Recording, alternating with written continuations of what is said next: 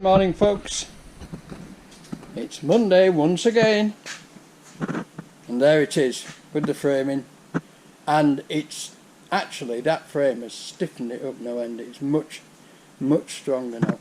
I wish I had enough steel to put a middle shelf in it, but I haven't, and it'll do like that for now. If I ever come across some more of that box section, it's absolutely ideal. It's actually, believe it or not, it's the remains of a garden swing chair that a mate of mine chucked out and said, "Is this box section any good to you?" And I said, "Oh yes." So there you are, it's coming, and that's all I have left.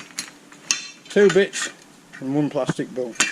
So I'm going to crack on, get this top screwed on, and then unfortunately that is just too small to make a bottom shelf, but I can get a piece out of there, and I think I'm going to clean that up and see if I can use that for the top, because that's already been a bench top and it's already folded. See, if I cut that for the top, I suppose I could cut that for the top and use a piece of that as the bottom shelf. That might be the way to do it. Use the old crappy stuff for the bottom shelf, which doesn't matter so much. And yeah, it'll look better that way, won't it? If I clean that up and paint it, that'll look better. Put that on the bottom shelf, put that piece on the top. I'm probably going to have to, yes I am going to have to nick the back of that to fold it though. We'll clean that up and see how well it comes up, see how well it goes. But it's yet more steel used up, yet more stuff used up. I don't think I've got a piece. I won't have a 4 foot. I'm saying I won't have a 4 foot piece. That piece over there might be 4 foot. No, it's not. It's not, is it? No, it's not. Man, I could join it in. Oh no. Right, it's lovely and warm. The heating's on. It's bloody miserable outside. This is the battery that was failing to start Keith's Volvo, and it's charged up. It's fully charged up, and when I stuck my big resistance tester on it, it said it was alright, but it'll do as a spare, it'll do as an emergency jumper battery. Oh, it's brightened up a bit. It's not miserable, cold and rainy like it was this morning. How much smoke are we putting out? Very little. There we go. Right, back into the warm. I'll crack on and I'll bring you back when I've got something more interesting or sensible to tell you. Bye now. Here we go folks, it's Monday, 4 o'clock. I've cut it to size. I'm going to fold these ends in, make a cut there, and fold these ends down, so to say, fold the back down as well, so there's no sharp edges. 2-inch overlap all the way around. And I shall screw the front of it to the chipboard, to the fire door, bit of fire door underneath, and then I shall cut a piece out of that big piece, which will make a perfect shelf underneath that I can pop rivet all the way around, and then that will be strong and nice, and I'll be able to put the bench centres on the top, and lots of other stuff of course, and other stuff stored underneath. And in the fullness of time, if I come across some more box section, which I'm sure I will do, I shall maybe put a shelf halfway up as well. But certainly that will be a very useful addition to the workshop equipment. And as you can see, this steel, Keith's just been down, my cousin's just been down, and I've just been telling him that this piece of steel is history, because my first workshop was in this corner here, but it wasn't anything to do with this building. It was there before this building was built. I used to have a shallow maintenance pit there, and of course the deep one round there, but I had a shallow maintenance pit there because you could bring a car around here, and I used to rebuild minis here and build grass track cars here. Right, in fact, before this was a workshop, before we built it, this here that you can't see, just let me put a light on. The workshop sloped down to this corner, right? And when you walk down here, you actually walked under an archway which was just there, and you walked underneath and you came out downstairs. So there was a very steep chalk path here that when it rained, water used to pour down this path and wash chalk out into the street, right? And as you walked up, you came out here, the well was there. Just across the road from the well there was a cast iron pump about here, and then here was a little stable. Right, in this area here was a little stable, and the floor level of that stable was about 4 foot below where we're standing now. Right, and it had no windows in it. It had a pan tile roof, which I re-roofed, and I rendered the back wall and painted it out, and put a bench across the end and ran some electric across the road from the house, and I had a little fluorescent light in it, and that was my workshop. And there we used to rebuild motorcycles, right? And then as you came outside of the door, which was about here, you walked further up this passageway, and just here there was an outside toilet with a chemical toilet in it, and a coal store and another store for something else. I don't know what it was for. Right, but they obviously all got demolished. But that was my first workshop, and the top of that bench that was in that workshop was actually this piece of steel, which I got from Slight-Homes at Helperthorpe when they were British Steel stockholders, and they folded it for me, cut it and folded it for me, and it was cut to fit along the whole end of the workshop. So if we can find a tape measure and measure, oh hang on, that's 4 foot, isn't it?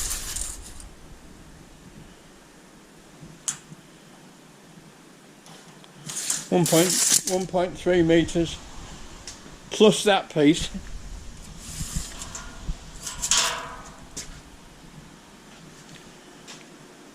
.8 metres, 2 metres. That's how wide my workshop was. My first workshop was 2 metres wide. Probably a bit more because I had. Yes, it was a bit more because I had something. I had something down the end of one end of the bench. So I think it came to about. It would have come to about.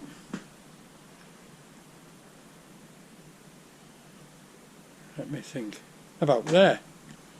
So it would have been that would have been the original size of my original workshop. And there you go.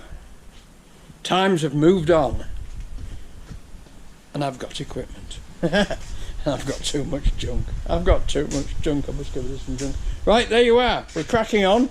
We're having a brew. The brew's on. The frog's quite happy. And I feel today that we're actually making progress. So there you go. Right, I'll bring you back if I get any more done today. Bye for now. Well, that's it, folks. It's 5 o'clock Monday, and I've knocked most of the dents out of it. I've got most of the rust off it, and it's almost at the point where I can live with it. I found one of those surface conditioning discs. I didn't think I had any left, but I had, and that really does clean it up. I've been going over it and just knocking the dents up and dressing it up.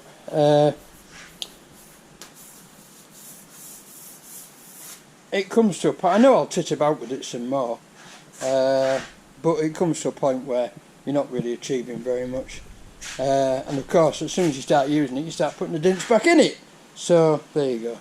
But anyway, I think that's shaping up pretty well to be an almost dashing debonair bench about town. There you go. It'll be reeds.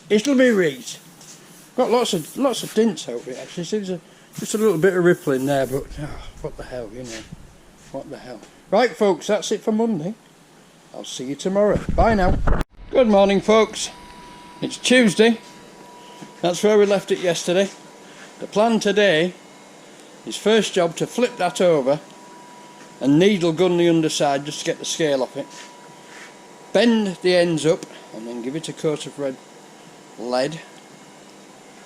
And then that's finished. And while that paint is drying, I shall make the shelf for the bottom. And there we go. So I shall crack on with that, and when I've made some headway, I'll bring you back. Note that I've got my sheet metal folding press in use, and this is why you put your vices all in line along your bench, so that you can use them as metal folders. It works quite well. I put a big clamp on in the middle like that as well, just to give it an extra bit of stiffness, stop them opening apart when you're bending. Right folks, bring you back when I've done some more. Bye now. There she is chaps, edges folded up. I'm going to tighten them up with some G-clamps and put some tack welds on when I've finally got it together and the paint's dry. When I put the wood in. This edge folds up as well at the back, so that should be okay. So I'm going to leave that to dry now, and I'm going to nip outside just because it's bright sunshine, and I'm going to cut some more of that wood that's out there just for an hour or half an hour.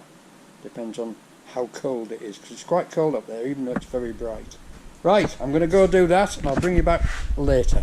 Bye now. Well, there we go folks. Firewood cut and split, and now I'm knackered and I need a cup of tea. I think it could be brew time. I sharpened the chainsaw, didn't forget to file the depth guides down this time, and it cuts like a Bobby Dazzler, that chainsaw, and I've cut that lot in about 3/4 of an hour, cut it and split it in about 3/4 of an hour, so that's not bad going. Right, I'm going to have a brew. My paint's just about dry and I'm going to have a brew. Bye now. Here we are folks, all sided away. This is the best burning wood you can get, Leylandii, because the best thing to do with a Leylandii tree, wherever it's growing, is cut it down and bloody burn it. Right? People don't realise how inflammable the foliage is. Even you pull it straight off the tree and put a match to it and it just goes up like it was petrol. You wouldn't believe it. Next time you've got a bit of Leylandii frond with green leaves or whatever they are, they're not really leaves and not really what's it said, just chuck it on a bonfire and watch it go, but stand well back. It actually does burn very well. It's not as good as ash, which really is the best burning wood there is, but once it's dried out it's very oily and it's very perfumey. It gives off a nice aroma when it's drying, but I want it to get that cut and split because it is a bit damp inside, even though it's been cut into 4-foot lengths. It's still a bit damp inside, so I cut it and split it, and then just leave it for a week or two just to dry off. And certainly it's going to dry off in here because it's ever so warm in here now. In fact, it's a bit too warm to be honest. What does the temperature gauge say? The temperature gauge says the air coming out of the heater is at just 81 degrees Fahrenheit. No, hang on. That's 82 degrees Fahrenheit. The air coming out of the heater is 82 degrees.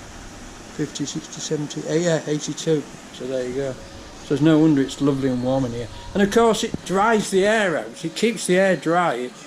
It really does. It's so dry in here. I never have any trouble with rust on the machinery at all. In fact, it's so warm.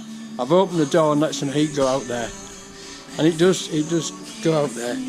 Right, I'm going to crack on now. That's almost dry. I'm going to get that piece of steel out, get it marked up, and get it cut. It's going to be a bit bloody awkward, but I might put it on this tabletop and do it on there. Right then, bring you back in a minute. So there we are, people. The shelf is cut out. It was a bit of a bastard and cock-ups were made. but it's dead straight now. Luckily a mate of mine turned up just at the right time and helped me cut it, because it's a bit hard to control, but you can see we've just run off the line a bit there, but there's a little nick there, but he helped me keep it straight. So there we are, shelf cut out. I've cut more wood because all that pile, I think, apart from the big sheet at the back, is rubbish now, and can go. These long pieces of lat are needed, but I think the rest of it can just go in the fire. So I've reduced that, and what I'd like to do is actually completely clear it. What else? Nothing, I don't think.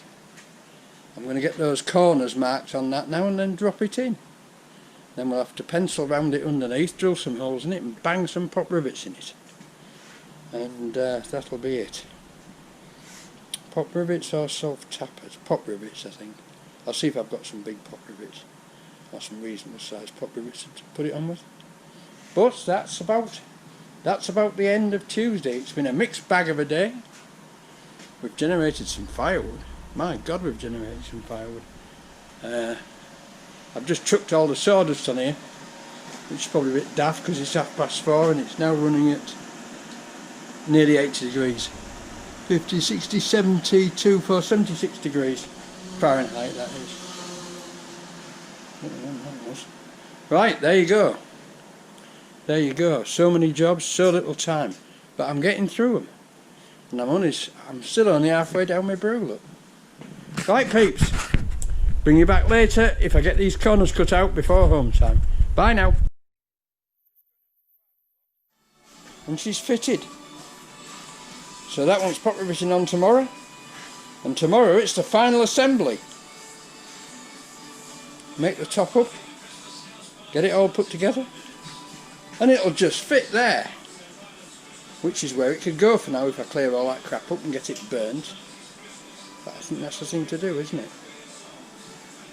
Although, I mean, it's on casters. It could go anywhere. That's certainly an area which is being underused at the moment.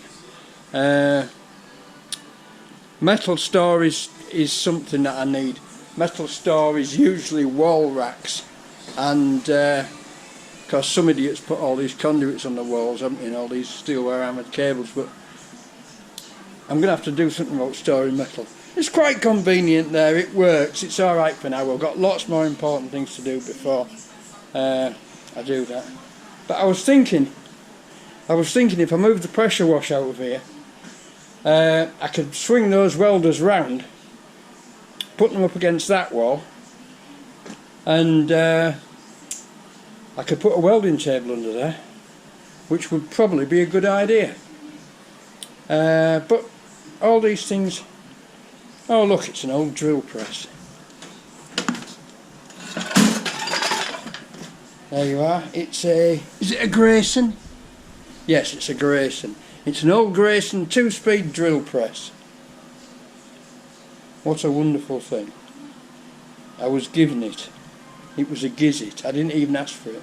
Somebody said, take that bloody thing away. I don't want it. And so I got it. Perfect working order. There you are. It's even got the cam on. The cam that cranks the top wheel round, look. Amazing. Right, there we go. Well, that's it for today, folks. That's Tuesday done with. Oh look, there's an acetylene bottle there. It goes with the oxygen bottle there. I have got it, I just haven't got any gas. Right, that's it. How are we doing here? Oh, we're just about burnt out.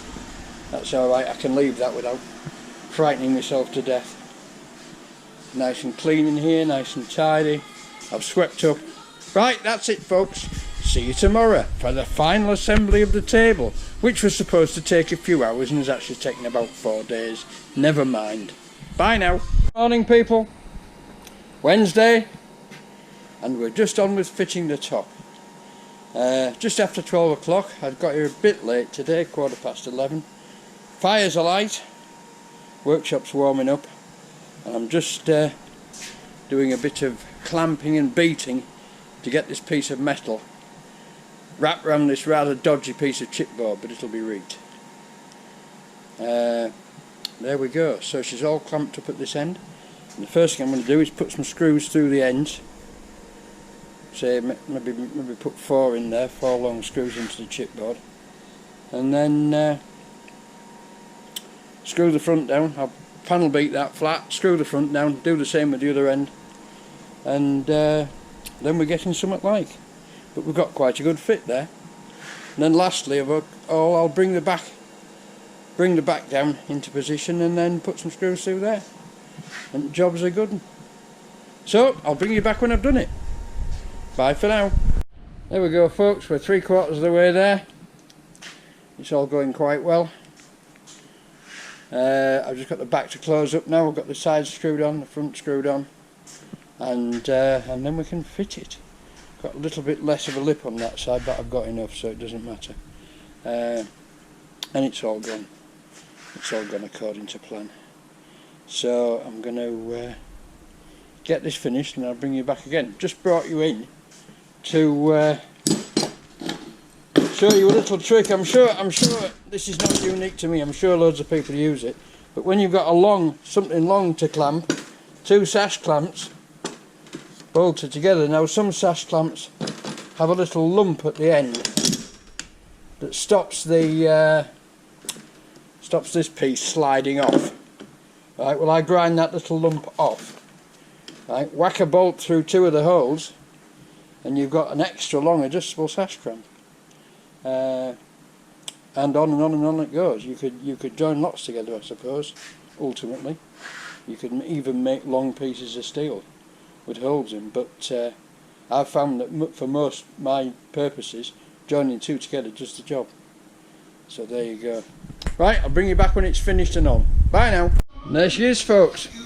All the edges tapped in and ready to flip over and go on. I'm just going to whip it into the welding shop and just tack the corners, just so they're not, I can grind them off and there's no sharp edges.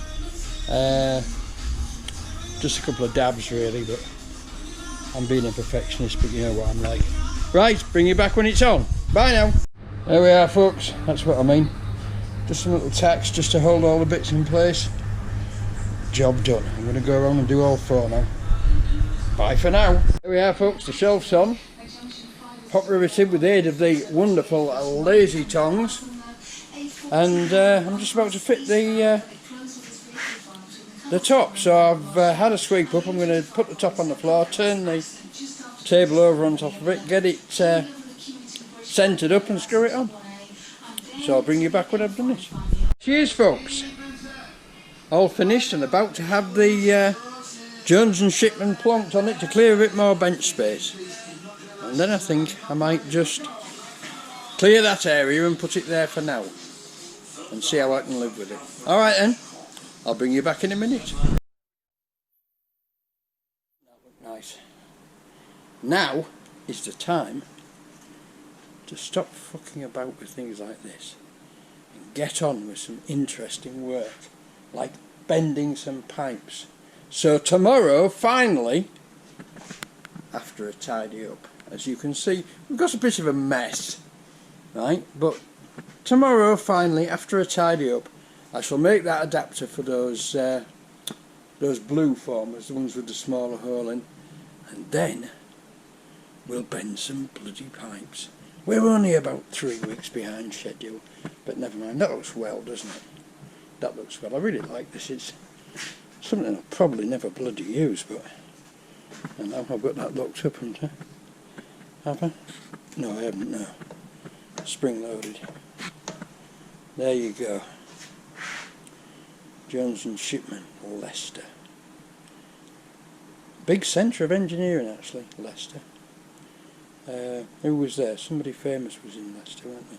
Oh, what we were talking about the other day, Taylor Hobson, I believe they were in Leicester.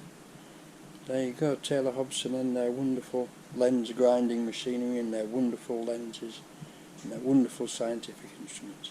Right, folks, it's damn near 5 o'clock. Or at least it's going up for 5 o'clock. It's 16:33, 4:30. I'll maybe get a quick tidy up in now, and then we can crack straight on tomorrow. Right, doesn't that look bonny, eh? I'll catch you later, bye now. Good morning peeps, it's Thursday. I've cleared that corner out, I've put the table there, that's just a temporary position, it's on wheels, I can put it anywhere I want. I've had a tidy up, got a load of stuff out of here back into the Luton after the insulating the flu game. I'm beginning to think of something that's a 60-watt heater there. I'm beginning to think of something to get this stuff on the move, because it's hardly working at all, and 60 watts I can afford to leave on in there and just put some sort of insulation around it roughly, just to warm it up. And I've got some yeast inoculated apple juice at home, which I'm going to put a shot in each one and see if I can get it going, because it is fermenting, but it's very slow, as you would expect, because it's most of the time it's cold in here. Right, I'm going to crack on with this last little adapter. I've got my bits on here. Very late start this morning because I've been shopping today, and the supermarket was, shall we say, quite busy. So I shall bring you back if I get some more done today. First thing I'm going to do is see if I can find a bolt for there. Okay, catch you later, bye now. And there she is folks. One adapter. A bit rough and ready, but it's alright. It's almost in the middle as well. There you go. And it fits beautifully. Right, so it's 4:30. So that is about Thursday over. That goes on there like that. And that fits on there like that. And there we go. We've got a bender for the small sizes, and I'm going to have to use, the reason I did that before I did any pipe bending is because I'm going to have to use one of the small size dies to bend this pipe, because some of it is a smaller, that size matches with one of the blue formers, so I'm going to have to use one. So tomorrow what I think I'm going to do is bend that pipe. And I'm just thinking if I should whip that off and chuck it in those embers to soften it. That might be a good idea. I'll do it. Okay, this is going to be it for today people. Nice tidy up. And this is my rust proofer or rust remover brewing centre, which is now lightly insulated and has plenty of leaks for the heat to get out. Yeah, it's feeling warm. It's only a 60-watt heater, so what it could do with really is some insulation on it. This is just an experiment to see how warm I can get it by tomorrow. Right, so I'm going to leave that on overnight, which is against my religion really, but it's only 60 watts. And see how warm it is in the morning, see how warm it feels in the morning. Right, I'll see you all tomorrow. Nice tidier workshop. We've still got a long way to go. This workshop is an ongoing process. There's still a lot to do with organisation and getting rid of stuff that I really don't need any longer, like the tractor. But we'll get there. We are getting there. Every day in every way I get older and older. Bye now. Good morning people, it's Friday, the end of the week, and what I've decided to do is to put this pipe and regulator on there, get this going and use this to heat the exhaust pipe up with, just to see if we can get it going properly. Right, it'll also be more convenient than sticking the sticking the exhaust pipe in there and waiting for it to heat up. It does heat things up red hot. If you look down the air pipe, the air pickup pipe, when it's going well, it's just glowing red hot right through to the inside. So I know it gets hot enough, but it would just take too much time.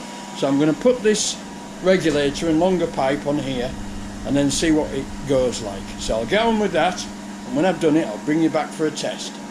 Right, bye now. Here we go, folks. Look at this. Start the compressor.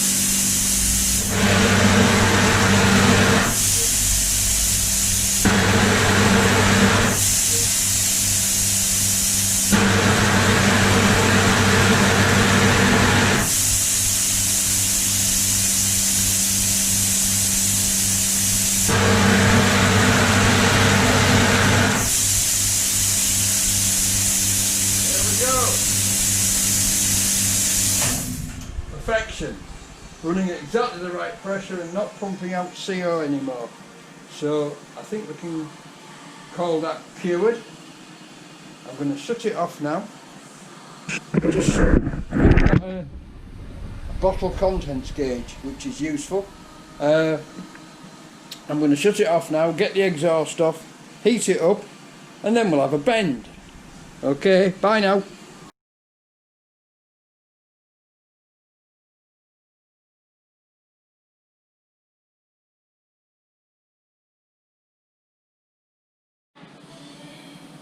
Right, I'll record that again because I did all that in time lapse. I might chuck it in just for a laugh.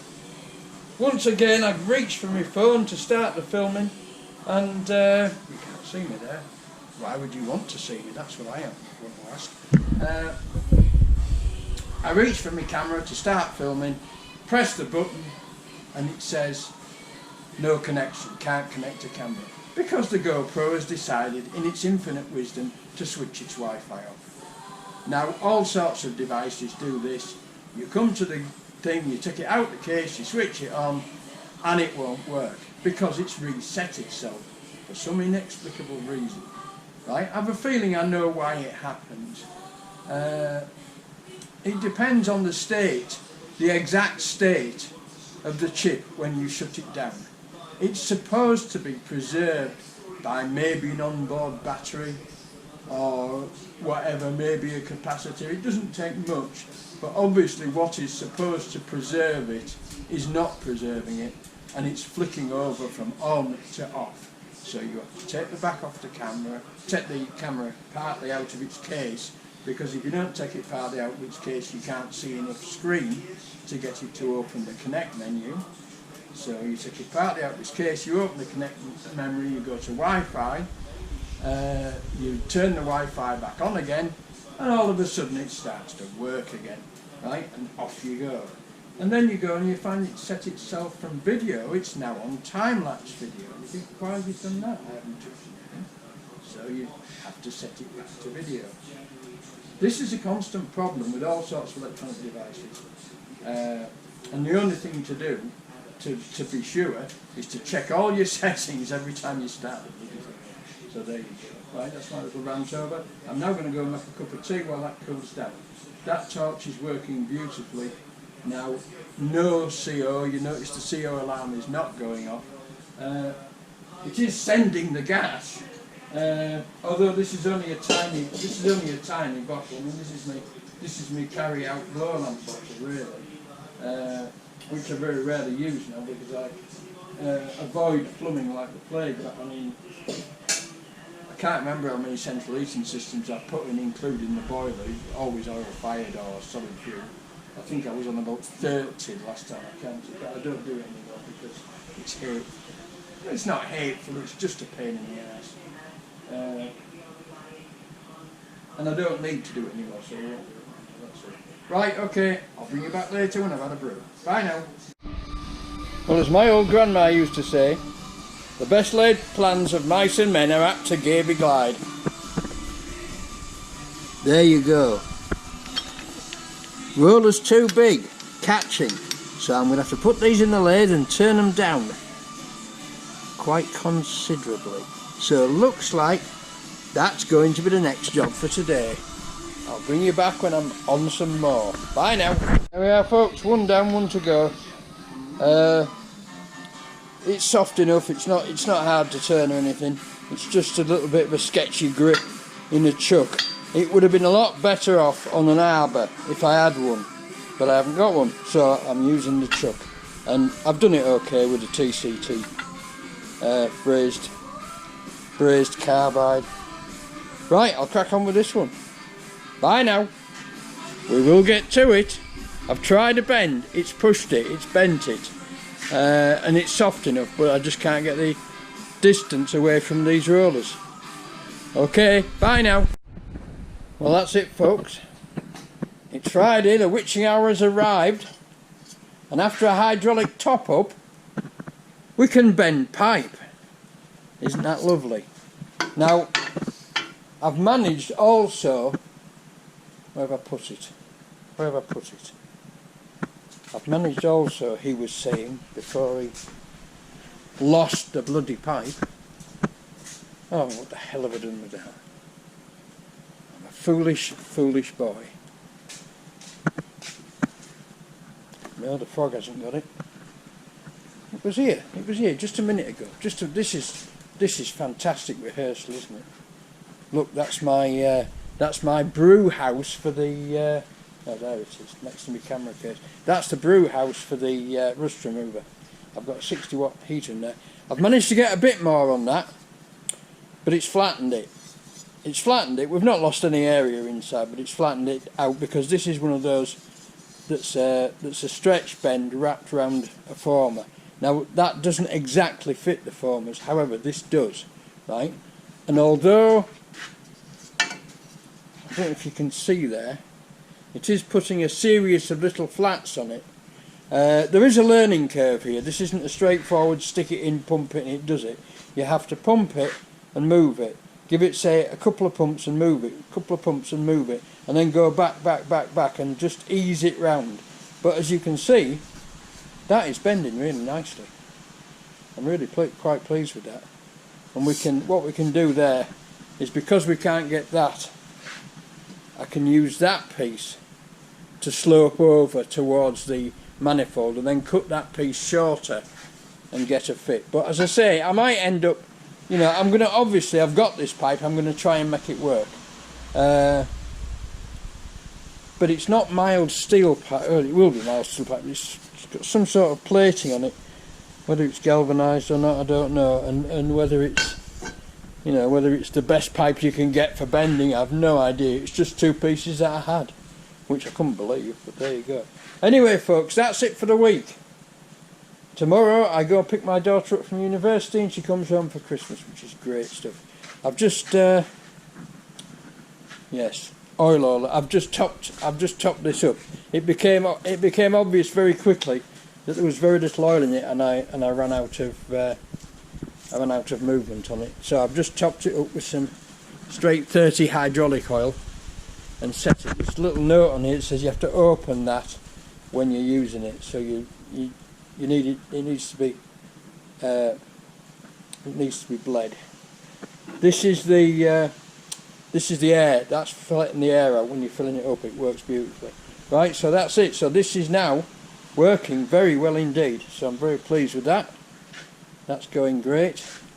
I also found that this can live in there like that. I was looking at it and thinking that needs somewhere to live in, and I thought, nah, it can live there. So when you're working, you just stick it in a spare hole, but basically it can live there. So that's that done. So we have a bending machine. Right, chaps, that's it. Thanks for watching. Thanks for subscribing. I'm very, very pleased with the, we've now got the brazing hearth working properly, and you can open the valve up there and it draws all the heat away. No CO now, it's working perfectly. And I've found that I mean, this tank is far too small for this, but I've got a full tank of what looks like butane. So the next thing to do is to get a regulator on it outside. Just check that the tank is okay, because it's a very old one. It's a European one, I think. But I've got a regulator for it, and it's the right regulator for that bow lamp. So next week, if I get a chance, I'll get that dragged up here and try that. I've also got a full, I don't know how many kilo, but I've got a full large size patio gas, which apparently is just propane. I thought it'd be something else, but that's the type of regulator that fits the unknown French gas, right? Or that type, which all these are 11s, so they're the right pressure. They're the right pressure for the bowl on. But that type is the one that fits the patio gas, or at least I'm not sure what diameter it is, but it's one of the diameters, right? And I'll have to find. You see, that's an 11. So if it is that diameter, that's the right regulator. That's 11 water gauge. Yeah. So that's it. So I've got loads of regulators. I've got different diameter pickups. I've even got some very nice old variable ones, adjustable ones. But of course you need a gauge for that, doing that, and I haven't got a gauge suiting setting gas pressures. So there you go. Right chaps, thank you for watching. Thank you for subscribing. I hope you've enjoyed it all as much as I have. What's happening in here? Oh yes, we're just nicely going out there. It's time to go home. Time to turn the fan off. We've still got full heat going around the workshop. It's lovely and warm in here. So subscribe, press that button. Vast majority of people who watch my videos are still not subscribing. So subscribe, press the button, give me a like, send me a comment, whatever. Right, that's it. Dirty lathe covered in metal chippings, but I'll clean that on Monday. Okay, bye for now. See you on Monday.